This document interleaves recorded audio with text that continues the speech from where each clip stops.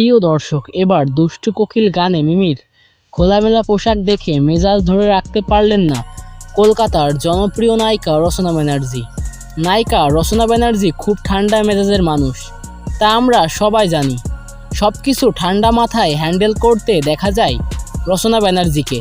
এবার ইউটিউবে মিমি চক্রবর্তীর দুষ্টু কোকিল গানটি দেখে নিজের মেজাজ ধরে রাখতে পারলেন না নায়িকা রচনা ব্যানার্জি।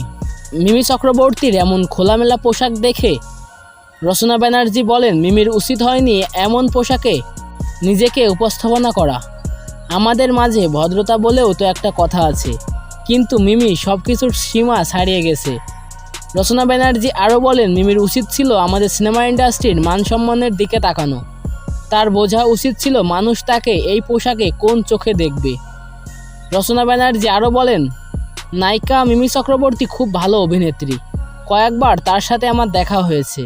মিমি চক্রবর্তী খুব সরল সোজা মানুষ, নায়িকা হিসেবেও সে অনেক সফল। তিনি ভারতীয় অনেক বাংলা সিনেমায় অভিনয় করেছে, কিন্তু মিমির উচিত ছিল না এমন খোলামেলা পোশাকে সিনেমায় অভিনয় করা। মিমির এমন খোলামেলা পোশাকে সিনেমা অভিনয় করার কারণে এখন কলকাতার নায়িকাদের উপর বাজে প্রভাব পড়ছে। এখন মিমি চক্রবর্তীর কারণে পুরো কলকাতার সিনেমা ইন্ডাস্ট্রি তোপের মুখে পড়েছে।